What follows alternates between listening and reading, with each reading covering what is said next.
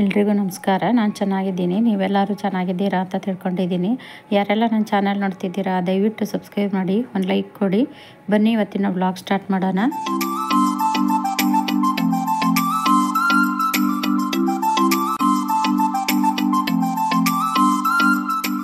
ಇವತ್ತು ನಾನು ಮಲ್ಲಿಗೆ ಹೂವಿನ ಗಿಡದ್ದು ಕಟ್ಟಿಂಗ್ ನೆಡ್ತಾ ಇದ್ದೀನಿ.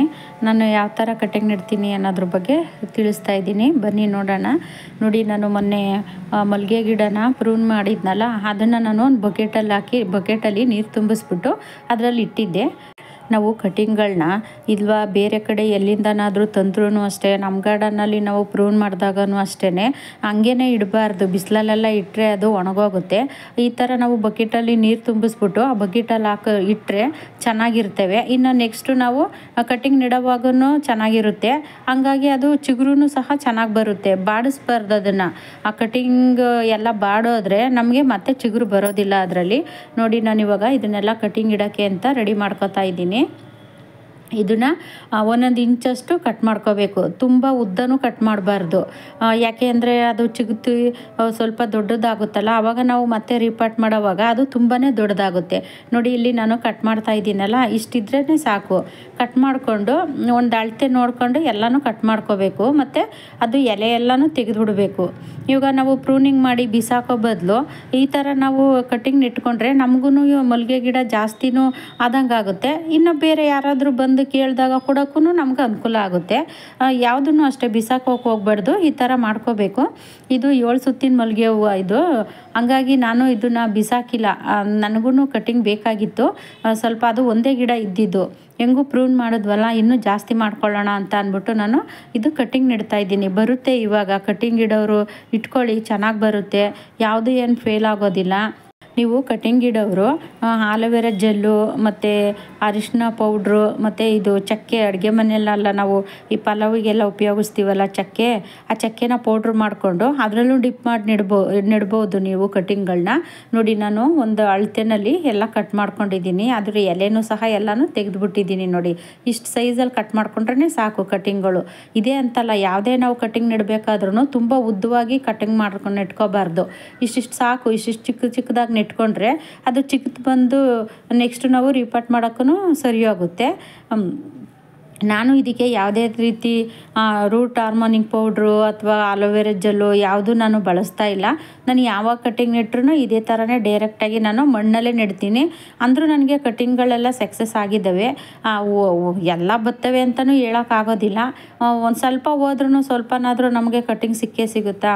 ಈಗ ನಾವು ನೆಟ್ಟಿದ ಕಡ್ಡಿ ಎಲ್ಲನೂ ಒಣಗೂ ಹೋಗೋದಿಲ್ಲ, ನೆಟ್ಟಿದ ಕಡ್ಡಿಗಳು ಎಲ್ಲನೂ ಬರೋದಿಲ್ಲ ಅಲ್ವಾ. ಈ ಥರ ಇಷ್ಟು ಕಡ್ಡಿ ಹಾಕಿದ್ದೀನಿ ನಾನು. ಅಷ್ಟು ಕಡ್ಡಿನಲ್ಲಿ ನಮ್ಗೆ 2 ಕಡ್ಡಿ ಬಂದ್ರೂ ಸಾಕು ನಮಗೆ. ಈ ಥರ ಮಾಡ್ಕೋಬೇಕು ನಾವು. ಸುಮ್ಮನೆ ಬಿಸಾಕೋ ಬದಲು ಈಗ ಒಂದು ಗಿಡದಿಂದನೇ ನಾವು ಸುಮಾರು ಗಿಡಗಳನ್ನ ಮಾಡ್ಕೋಬೋದು. ನನ್ನ ಗಾರ್ಡನ್ನಲ್ಲಿ ನಾನು ಇದೇ ಥರನೇ ಮಾಡ್ಕೊಂಡಿರೋದು. ದಾಸವಾಳ ಆಗಲಿ, ಮಲ್ಲಿಗೆ ಆಗಲಿ, ಮತ್ತು ಗುಲಾಬಿ ಗಿಡಗಳಾಗಲಿ, ಯಾವುದೇ ಒಂದು ಹೂವಿನ ಗಿಡನೂ ಅಷ್ಟೇ ನಾನು ಇದೇ ಥರನೇ ಮಾಡ್ಕೊಂಡಿರೋದು. ಮತ್ತು ಸೇವಂತಿಗೆ ನೀವೆಲ್ಲರೂ ನೋಡಿರ್ತೀರ. ಸೇವಂತಿಗೆನೂ ಅಷ್ಟೇ, ನಾನು ಒಂದು ಗಿಡದಿಂದನೇ ಸುಮಾರು ಗಿಡಗಳನ್ನ ಮಾಡ್ಕೊಂಡಿದ್ದೀನಿ. ನಾವು ಇದೇ ಥರನೇ ಮಾಡಿಕೊಂಡ್ರೆ ನಮ್ಮ ಗಾರ್ಡನ್ನಲ್ಲಿ ಹೆಚ್ಚು ಗಿಡಗಳು ಆಗುತ್ತೆ ಮತ್ತು ಹೆಚ್ಚು ಹೂವು ಸಹ ಸಿಗುತ್ತೆ.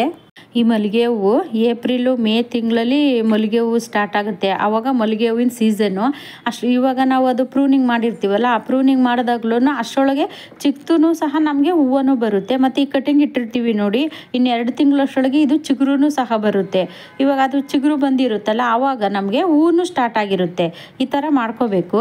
ಈ ಕಟ್ಟಿಂಗ್ನ ನೆಡೋದಕ್ಕೆ ನೀವು ಕೋಕೋಪೀಟಲ್ಲಾದರೂ ನೆಡ್ಬೋದು, ಮತ್ತು ಮರಳು ಮಣ್ಣು 2 ಮಿಕ್ಸ್ ಮಾಡ್ಕೊಂಡು ಸಹ ನೆಡ್ಬೋದು. ನಾನು ಇದಕ್ಕೆ ಯಾವುದೇ ರೀತಿ ಮರಳೆಲ್ಲ ಏನೂ ಹಾಕ್ಕೊಂಡಿಲ್ಲ.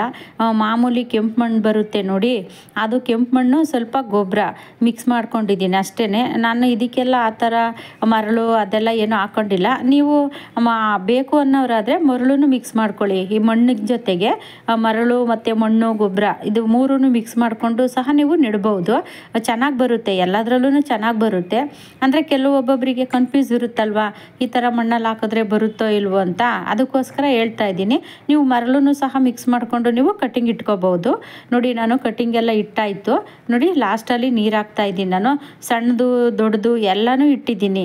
ಯಾಕೆ ವೇಸ್ಟ್ ಮಾಡಬೇಕು? ಬಂದರೆ ಬರಲಿ ಬಿಡಿ. ದೊಡ್ಡ ದಪ್ಪ ಕಡ್ಡಿ ಇರೋದಂತೂ ಬಂದೇ ಬರುತ್ತೆ. ಈ ಸಣ್ಣ ಕಡ್ಡಿಗಳು ಹೇಳೋಕ್ಕಾಗೋದಿಲ್ಲ. ನಮ್ಮ ಅದೃಷ್ಟ ಚೆನ್ನಾಗಿತ್ತು ಅಂದರೆ ಸಣ್ಣ ಕಡ್ಡಿಗಳು ಬರುತ್ತೆ ಅಲ್ವಾ. ತುಂಬ ಜನ ವ್ಯೂವರ್ಸು ನನಗೆ ಕಟ್ಟಿಂಗ್ ಎಲ್ಲ ಬೇಕು ಅಂತ ಕೇಳ್ತಾ ಇದ್ದಾರೆ. ಹಾಗಾಗಿ ನಾನು ಯಾವುದೇ ಕಟ್ಟಿಂಗು ವೇಸ್ಟ್ ಮಾಡ್ತಾ ಇಲ್ಲ. ಒಂದು ಚಿಕ್ಕದು ಈ ಥರ ಬಾಟ್ಲುಗಳನ್ನ ಕಟ್ ಮಾಡಿಬಿಟ್ಟು ಆ ಬಾಟ್ಲಲ್ಲೆಲ್ಲ ಇಡ್ತಾ ಇದ್ದೀನಿ. ಬಂದಾಗ ಕೊಟ್ಟರೆ ಆಗುತ್ತೆ ಅಂತ ಅಂದ್ಬಿಟ್ಟು ಇತ್ತೀಚೆಗೆ ಯಾವುದೂ ವೇಸ್ಟ್ ಮಾಡ್ತಾ ಇಲ್ಲ ನಾನು. ಫಸ್ಟ್ ಆದರೆ ಎಲ್ಲನೂ ನನಗೆ ಎಷ್ಟು ಬೇಕೋ ಅಷ್ಟನ್ನು ಮಾತ್ರ ಇಟ್ಕೊಂಡು ಬಿಸಾಕ್ತಾ ಇದ್ದೆ. ಇವಾಗ ಯಾವುದು ಬಿಸಾಕ್ತಾ ಇಲ್ಲ, ಎಲ್ಲ ಎತ್ತಿಡ್ತಾ ಇದ್ದೀನಿ. ಈ ವಿಡಿಯೋ ಇಷ್ಟ ಆದರೆ ಒಂದು ಲೈಕ್ ಮಾಡಿ, ಸಬ್ಸ್ಕ್ರೈಬ್ ಮಾಡಿ. ಮುಂದಿನ ವಿಡಿಯೋದಲ್ಲಿ ಸಿಗ್ತೀನಿ. ಎಲ್ರಿಗೂ ಟೇಕ್ ಕೇರ್, ಬಾಯ್.